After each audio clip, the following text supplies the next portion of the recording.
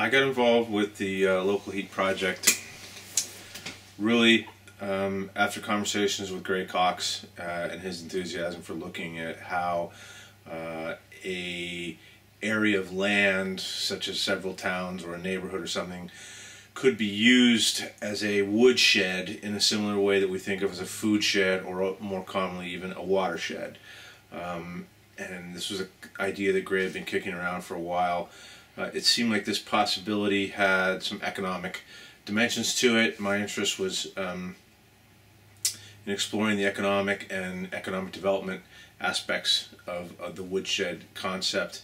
I spoke with some students. They seemed interested in it too. In looking at this kind of economics, it seemed like a great way to apply some economics to the real world. So that was the impetus.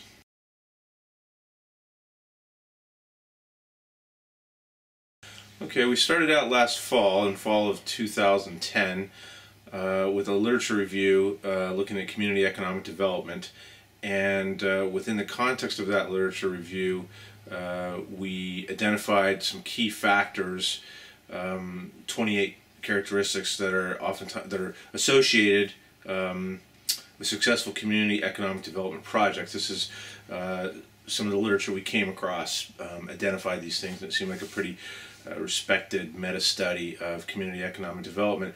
So the first phase of our project was to evaluate Hancock County and the issue of the provision of local heat through expanded firewood or fuel wood pellet production, to see if that met the characteristics of these successful community building efforts. So my students and I evaluated the issue and the area and the various processes that are part of successful community development, and reached an initial appraisal regarding that. Something I'm doing actually right now this summer is broadening that appraisal. I'm interviewing a couple of other people who are familiar with Hancock County and its social capital to see if their appraisal of the issue and the region is similar to what we concluded. Winter term, we turned to looking at the production side and analyzing the current nature of firewood production in Hancock County.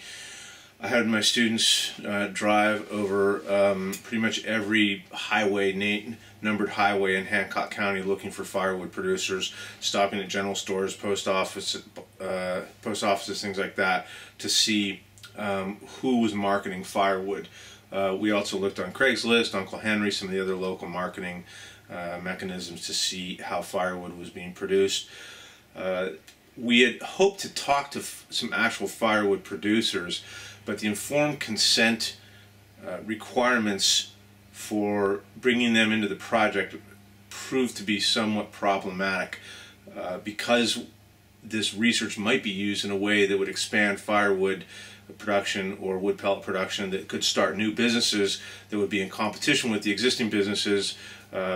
We felt that there was a conflict of interest. We couldn't really involve them in the project in such a way that might actually hurt them economically further down. So we did not actually speak to any firewood producers. Rather, what we did is we talked to the sort of firewood expert at the Maine State Forest Service, and he told us quite a bit about firewood production, the size of the businesses, where the firewood comes from, the geographic area that most firewood operations serve, all kinds of information that would allow us to sort of capture the industrial structure of the local industry. We also looked into and did an initial feasibility assessment of starting a business that would expand firewood production in the context of both a for-profit business and a community cooperative, a neighborhood cooperative that might might bring people together to produce firewood for themselves in the same way that a food co-op provides food, or electric co-op provides electricity to a region. In both cases, the nature of the industry is perfectly competitive, and there's easy entry and exit to the industry. It doesn't have high capital constraints. There's no shortage of forests around, so we basically couldn't identify a niche that would facilitate a successful business startup, except for simply the price of firewood going up, which would probably happen in the context of the price of heating oil going up. So basically, it's kind of an industry that can take care of itself. When people start demanding more firewood, there will be more firewood production, and it doesn't make sense for a cooperative to start unless the amount of money that people can save by producing their own firewood exceeds the cost of their labor. And since there's plenty of affluent people in Hancock County who are earning quite a bit of money, they're not going to go out and start a firewood cooperative. There are some people who might find it beneficial to get together with their neighbors. If the value of their time is lower, they might find this useful. But again, there's really nothing to stop anybody from doing this. So we didn't really find any particular competitive advantage or market niche or lack of information or anything like that that would suggest that we could enter in and help start a new business or a new firewood cooperative successfully. The market will kind of take care of itself. A third activity that we'd hope to do would be to actually do a calculation of the cross-price elasticity of firewood with respect to heating oil. There are lots of cross-price elasticities calculated by the Department of Energy, but it hasn't been done for firewood. To do this, however, we would need quantities of firewood sold and prices of firewood and things like that, which once again would require information from firewood producers, and we decided that we couldn't really approach them for this project. So we were stymied in that effort too. I don't see that as really critical information for the project, but it would have been a fun thing for students to calculate, to go out and collect the data and actually see what the elasticity is. But we weren't able to do that either. So the current activities include expanding the assessment that we did in the fall regarding Hancock County and the provision of firewood, and talking with other foresters in New England who are familiar with firewood production to once again sort of broaden the information that we got from the Maine State Forest Service.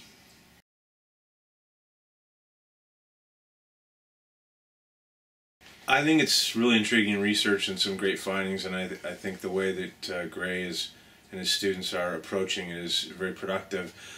Most of the time, as you know, economists tend to black box preferences. We just assume that people have various preferences, which include sensitivity to price, concerns about the environment, concerns about cleanliness, their willingness to do things like split firewood, carry firewood, stack firewood, things like that. Economists tend to take those things as given, and we just pretty much go out and see what people are interested in.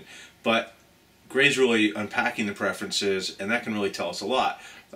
There's some people out there who see this as a cultural, who see burning firewood as part of their identity, as a cultural element of themselves, and Gray believes that this group is not going to be particularly sensitive to price. So that right there is really interesting economically.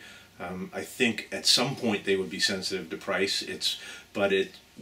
Gray's research helps recognize that there are many other things besides price that influence people's heating decisions. So I think it's great. His other category of the people who are more into a commodified form of heating it suggests that there are people who are very sensitive to price. So without this research, we might have just gone out and said, well, let's see how people respond to prices, without recognizing really that there's perhaps two categories or two groupings that you could use that suggest we'd have different findings. So right there, if we were able to get the data, we could do some interesting econometrics to really test to see if these two different types of individuals or families have different characteristics in terms of their responsiveness to price, in terms of other concerns that determine how much firewood they're going to burn versus how much heating oil they're going to use. So it's good work.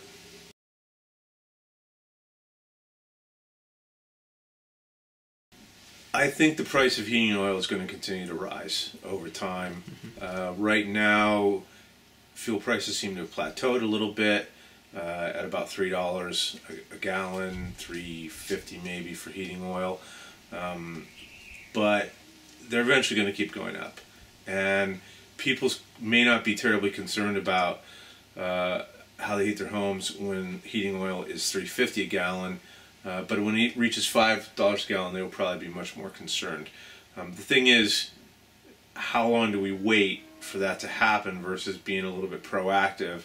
And it's tricky because no one knows when the price rise is really going to happen. But it's going to happen. It's pretty inevitable.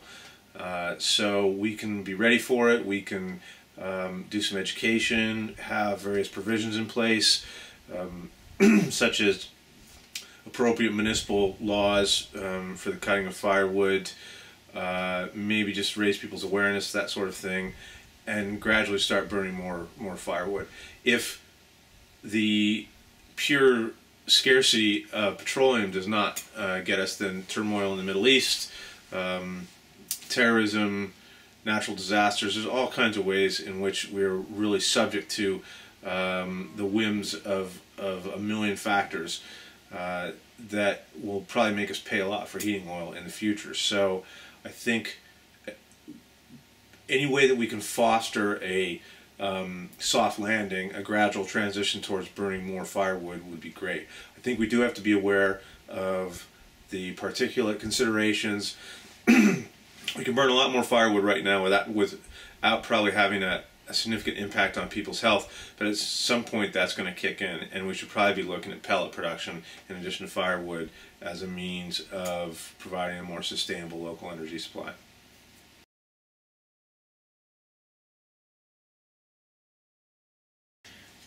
Our initial conclusion in the fall was that the heating of homes and associated environmental concerns surrounding forest use and dependence on foreign sources for energy and things like that was not yet a significant concern to the point that it would merit strong community development efforts, real rallying of the community to try to do something about this. But as the price of heating oil goes up, that is likely to change. However, there are other good reasons to burn firewood besides price. It is more secure of a source. It probably has lower environmental impacts in terms of carbon and things like that. It provides local jobs and can give people a sense of identity and attachment to their place, this extremely forested place we call Hancock County. So what I think would really be ideal for a future project would be to have an education campaign, to spend 2 or 3 years trying to basically do for firewood as what was done for local food over the past 10 or 15 years. We need a Michael Pollan out there. We need a MOFGA for local fuel. We need all these institutions and individuals and authors and educators and all the people who get excited about local food. We need those sorts of things for firewood. If we have that kind of awareness around home heating issues and associated environmental concerns, the same level of awareness that we have regarding local food, and people willing to pay a little bit extra in order to really support the local economy, support their neighbors, things like that, then I think we can really see a dramatic expansion of firewood use in a way that is beneficial to the county economically, socially, and environmentally.